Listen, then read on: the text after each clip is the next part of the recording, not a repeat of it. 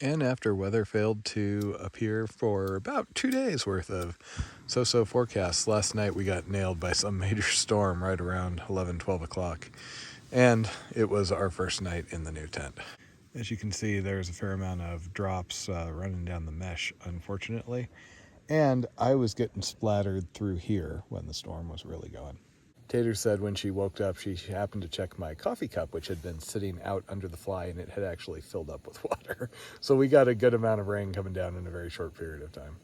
And see, someone showered at the Outfitters, used a bar of soap on the very cold solar shower while an old man kind of watched me through the bush, not the owner, friend. And then somebody was like, no, I'm not going to shower. It's fine. My smell doesn't bother me. We washed our clothes. That was really the important part. She washed the thing that she had made stinky, not the source of the stink.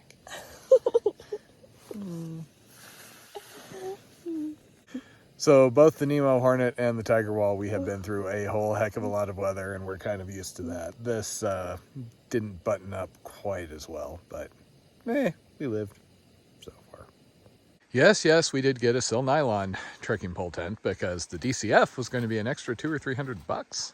The reality is, even if this tent isn't absolutely perfect for us, it's basically a stopgap because Taters is with me for about another month before she has to go back to school, and then I will in all likelihood switch back to a 2-person Hornet, which got me through, all the craziness on the ECT and PCT.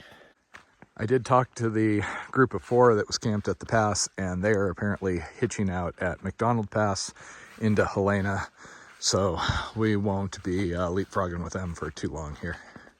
We now have another 4 days of food, at least a functional tent, if not the tent of our dreams, and fixed shoes and all of that. So we're looking forward to putting in some longer days. Our shoes and socks are basically going to be soaked by the time we get back to the trail. Everything's wet this morning. So you would think that Taters would motivate me by saying, hey, if you do 25 miles, you can have like jelly beans or Skittles, but no. Instead, you know what she tells me? I have to do 25 miles and no jelly beans and no Skittles, just Pro Bars and backpacker meals. Make you a fancy backpacker meal. Fancy! Ooh! Yeah, we splurged on those. Yeah, unfortunately, the Northside burnout is really hitting us in the pocketbook. Because instead of $1.25 rice side, which was great, but I can't choke them down at the moment, we're having to buy like $10 backpacker meals, which really annoys me. So that open saddle down there is where the other group stayed. I don't know how close the downstrikes were because all I could see was the tent lighting up last night. But I was kind of happy we were protected. I did actually look at a forecast last night, and that storm we had around 11 was completely unexpected. It showed clear with like a 3% chance of rain.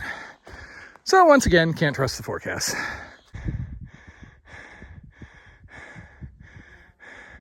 For that same forecast that didn't predict the rainstorm last night, today was a 50% chance of rain. Lovely morning though.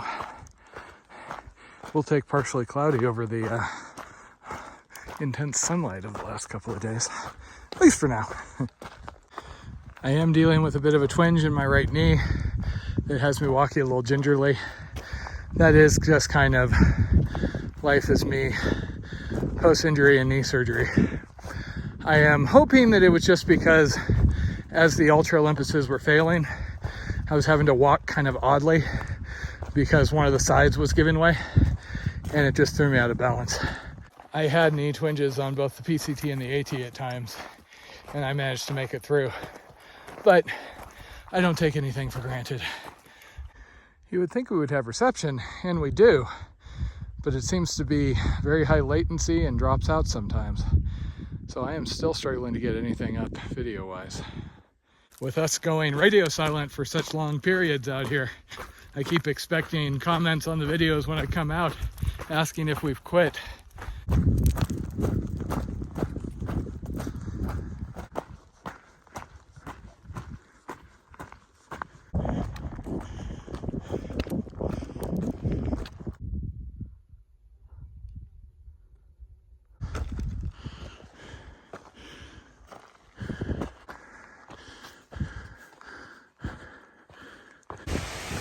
Okay, got thunder and I'm pretty sure we're about to be hit here. So we're currently at a low point. Normally we hike on, but we decided we're gonna hunker and see what the heck's going on, because this got rather interesting rather quick. So this felt like something bigger than just a ye old little rainstorm, so we decided to throw up the tarp, and now we're ducking for cover. The guy that sold it to us did say we should set it up without the inner bit at some point, so hey, there you go. And welcome to your average Friday at 11 o'clock in the morning as all hell breaks loose and we hide in our tarp. So cozy. We don't usually do this because most of the times when we've done this, every time, the storm has fizzled, but with how severe this got out of nowhere, that might actually be okay.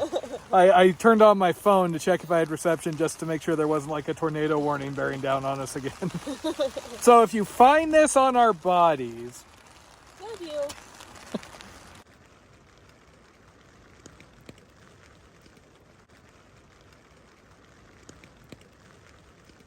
So I guess that's how we tell that the storm's over. Not the sunlight. The flies. The hoverflies. The horseflies. All the bugs. The worst of the storm ended up blowing past us, but we did get rained on for an hour and a half or so. I snoozed through most of that, woke up, opened the tent, and stepped out into another beautiful summer day. For now.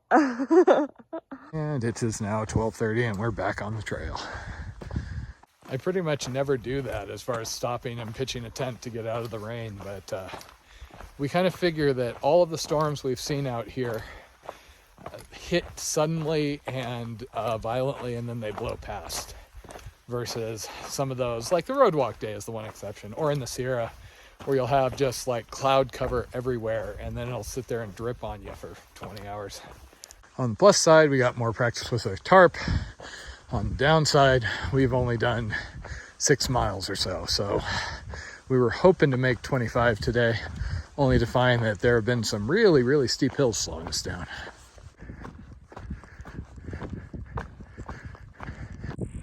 And we got cows.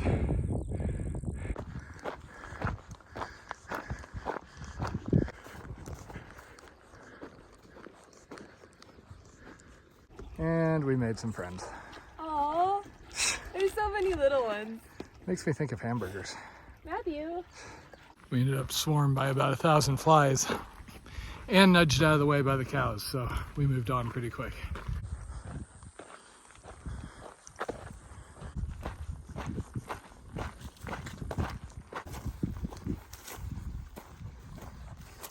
It is about 5:30. We've only done about 16 miles today, thanks to that storm. And terrain just hasn't been conducive to fast hiking, steep climbs, rocky trail. And now it looks like storm may be blowing in again. We're probably gonna just aim for another 4.7 miles. There is a spring reported a half mile off trail, which unfortunately hasn't been commented on since 2018. So we're taking a bit of a chance, but worst case, we just do a dry dinner.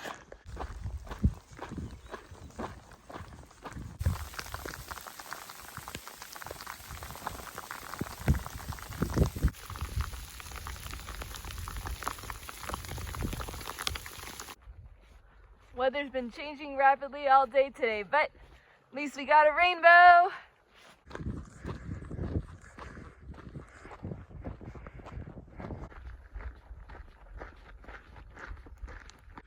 And Taters is off to try and get water. We are currently sitting on some BLM land that is filled with cows.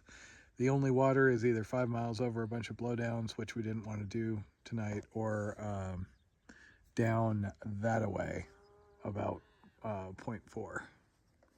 We've been in a pretty dry stretch of trail here. So around where we wanted to camp, the only water that we could find any mention of was on a road junction in Far Out. There is one comment from 2018 saying you follow this road down half a mile and there's a piped spring. I wasn't totally sure about trusting just one comment, so I was a little nervous walking down here whether it was going to be here or not. Fortunately, the comment was correct and led me right to this gushing spring into a trough, giving us plenty of water for tonight and tomorrow morning. And now I just got to make my way back up past all the cows who are giving me funny looks up to where we're spending the night. We got a really peaceful spot up in the meadows. Occasional mooing off in the distance, but not too many bugs. A great view of the sunset. And Matt is over there working very, very hard to try to get an episode uploaded. There's about, I think, 2 bars of service over here and drop down to barely 1 over here. You can tell this is very important to him because he is not in the tent yet. Home, sweet home for the night.